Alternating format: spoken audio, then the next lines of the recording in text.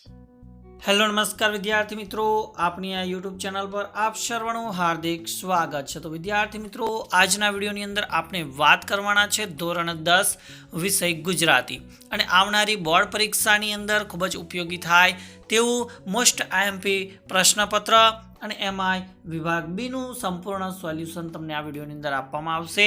તો આ વિડીયોને અંત સુધી જોવાનું ભૂલતા નહીં। ચેનલ ઉપર જો પ્રથમ વખત આવેલા હો તો ચેનલને સબસ્ક્રાઇબ કરી દેજો અને આ વિડીયોને તમારા અન્ય મિત્રો સુધી શેર કરી દેજો। તો વાત કરીએ વિભાગ બી, એમાં અ છે કે નીચેના જોડકા યોગ્ય રીતે જોડીને ફરીથી લખો। એક બાજુ પદ્યકૃતિ છે અને બીજી બાજુ તેના કરતા ગોતવાના છે। તો 17મો પ્રશ્ન છે કે વૈષ્ણવજન આ કૃતિના કરતા કોણ છે? તો એનો જવાબ આવશે ડ નરસિંહ મહેતા। ત્યારબાદ એક બપોરે આ જે પદ્યકૃતિ છે એના કરતા કોણ છે?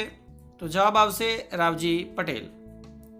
ત્યારબાદ 19 નંબર પર પદ્યકૃતિ છે કે દીકરી, તો એનો જે કર્તા છે એ આવશે અશોક ચાવડા એટલે કે બેદિલ।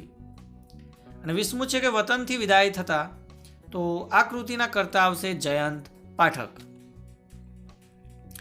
ત્યારબાદ બની વાત કરીએ કે નીચે આપેલા વિકલ્પોમાંથી યોગ્ય વિકલ્પ પસંદ કરી ખાલી જગ્યા પૂરો।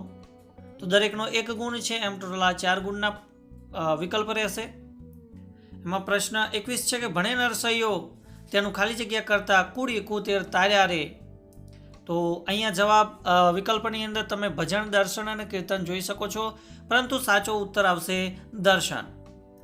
22મું છે કે રાતરાણી ખાલી જગ્યાથી નહાય છે, તો પવન, ઝાકળ અને સુગંધ, તો એમાંથી આપણો સાચો ઉત્તર આવશે ઝાકળ। 23મો પ્રશ્ન છે કે વહેણના પાણીને ખાલી જગ્યા ઝીલે છે, ધોધ, નદી, સાગર, તો જવાબ આવશે નદી ઝીલે છે। 24મો પ્રશ્ન છે કે ખાલી જગ્યાનો પ્રવાસ કલાપીનો પ્રવાસ ગ્રંથ છે, તો નર્મદાનો પ્રવાસ, કાશ્મીરનો પ્રવાસ કે પછી સાપુતારાનો પ્રવાસ, તો જવાબ આવશે કાશ્મીરનો પ્રવાસ। ત્યારબાદ ક છે કે નીચે આપેલા પ્રશ્નોના એક વાક્યમાં ઉત્તર લખો, ગમે તે 2 લખવાના છે। અને 25મો પ્રશ્ન જોઈએ કે વાચ કાચ મને નિશ્ચલ રાખે એટલે શું? તો વાચ કાચ મને નિશ્ચલ રાખે એટલે વાણી, ચારિત્ર અને મનને સ્થિર રાખે છે। 26મો પ્રશ્ન છે કે વતનની હદ પૂરી થતા કોને પાછા જવાનું છે? તો વતનની હદ પૂરી થતા શ્વાન એટલે કે કૂતરાને પાછા જવાનું છે। ત્યારબાદ ડ છે કે નીચે આપેલા પ્રશ્નોના 3-4 વાક્યમાં ઉત્તર લખો, ગમે તે 2, એટલે કે દરેકના 2 ગુણ છે, એમ આ 4 ગુણનો પ્રશ્ન રહેશે। એમાં 27મો પ્રશ્ન છે કે ગુજરાતી વ્યક્તિના શ્વાસોમાં અને પ્રાણોમાં શું રહેલું છે? તો ઉત્તર જોઈએ કે ગુજરાતની વ્યક્તિના શ્વાસોમાં ચરોતરની મહીસાગર નદીના પાણી વહે છે, એટલે કે એમનામાં એ પાણીનું ખમીર છે। એમના પ્રાણોમાં રત્નાકર ધબકે છે, એટલે કે એમનું જીવન સમુદ્ર એટલે કે દરિયા જેવું સમૃદ્ધ છે। 28મો પ્રશ્ન છે કે વાંસળીના સૂર માર્ગની ધૂળ, યમુનાના પાણીને અને રાધાની આંખને શું પૂછે છે અને શા માટે પૂછે છે? ઉત્તર જોઈએ તો વાંસળીના સૂર માર્ગની ધૂળને પ્રશ્ન પૂછે છે કે તેણે તેના માધવને ક્યાંય જોયો છે? સૂર યમુનાના જળને પૂછે છે કે તમે કેમ મૂંગા છો? રાધાની આંખ કેમ ઉદાસ છે? સૂર આ પ્રશ્નો કૃષ્ણ સાથે સંકળાયેલા તમામ વ્યક્તિને, તમામ વસ્તુને, તમામ પ્રકૃતિના તત્વોને પૂછે છે, કારણ કે વાંસળીનો સૂર કૃષ્ણથી વિખૂટો પડી ગયો છે અને તેને કૃષ્ણનો વિરહ સાલે છે। ત્યારબાદ 29મો પ્રશ્ન જોઈએ કે આગે ખેતર જોવું 2 કર જોડી ઊંચા મને એ વારતી એ મારી ભ્રમણા, રિસાળ શિશુને બોલાવતી બા હતી। તો આ કાવ્યની આ પંક્તિઓનો માત્ર ભાવાર્થ સ્પષ્ટ કરવાનો છે। તો ઉત્તર જોઈએ કે સોનેટની આ છેલ્લી 2 પંક્તિમાં કવિએ વતનથી વિદાય લેતા કાવ્યનાયકના મનોભાવને સરસ રીતે અને માર્મિક વળાંક આપ્યો છે। વતનની યાદમાં તડપતા કવિને વતન છોડવું ગમતું નથી, તેમ છતાં મજબૂરીથી છોડે છે। ત્યારે છેલ્લી વાર તેઓ દૂરના ખેતર તરફ જુએ છે, તો ત્યાં 2 હાથ ઊંચા કરી બા તેને જતા અટકાવતી હોય એવો કવિને આભાસ થાય છે। એટલે કહે છે કવિ કે એ મારી ભ્રમણા તો નથી. એમને આભાસ થાય છે કે જાણે પોતે કોઈ રિસાળ બાળક હોય અને મા બે હાથ ઊંચા કરી બોલાવતી ન હોય. બાળપણની મા સાથેની કોઈ સ્મૃતિએ આજે એમના મનને જકડી લીધું હતું. પંક્તિના અંતિમ શબ્દો કવિની કરુણાજનક વિવશ પરિસ્થિતિના ઘોતક છે.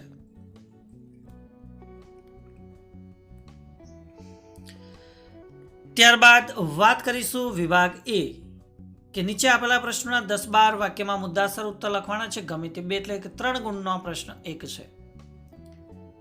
એમાં 30મો પ્રશ્ન છે કે કવિને ગુજરાતી હોવાનું ગૌરવ કઈ કઈ બાબતોમાં અનુભવાય છે. તો ઉત્તર જોઈએ તો હું એવો ગુજરાતી કાવ્યમાં કવિ પોતે ગુજરાતી હોવાનું ગૌરવ અનુભવે છે, કારણ કે ગુજરાતી ભૂમિ પર નર્મદા નદીના તેમજ મહીસાગરના પાણી છે. એના શ્વાસમાં રત્નાકર છે. આ જ ભૂમિ પર નવરાત્રિનો ગર્ભદીપ ઝળહળે છે. આ જ ભૂમિ શૈત્રુંજય પર્વતથી શોભે છે. સુરવીરોની ભૂમિ છે, જેમને પોતાના પ્રાણની આહુતિ આપી છે. તલવારના તીક્ષ્ણ ધારથી આ ભૂમિની રક્ષા કરી છે. તે ભૂમિના કવિ પોતે સંતાન છે, એનું ગૌરવ અનુભવે છે. ત્યારબાદ 31મો પ્રશ્ન છે કે એક બપોરે કાવ્યમાં વ્યક્ત થતી કવિના હૃદયની વેદના વર્ણવો. તો એક બપોરે રાવજી પટેલનું કરુણ ઉર્મી કાવ્ય છે, જેમાં ખેડૂતની એક વેદનાશીલ બપોરનું આલેખન થયું છે. સારસી એ પ્રિયતમા કે પત્નીના પ્રતીક સાથે જીવનનું પણ પ્રતીક છે. બપોરે જીવનના મધ્યાહનનું પ્રતીક છે. કવિને પોતાનું મૃત્યુ નિશ્ચિત છે તેવો ભાસ થતા પોતાના શેડેથી પોતાની પત્ની રૂપી સારસી ઉડી ગઈ છે, તેથી તે વ્યાકુળ બને છે. બપોર જમવા માટે ઢોચકીમાંથી કાઢેલી છાશને પાછી રેડી દઈ અને રોટલાને બાંધી દઈ પોતાની માતાને કહે છે. કવિને ખાવાનું મન થતું નથી.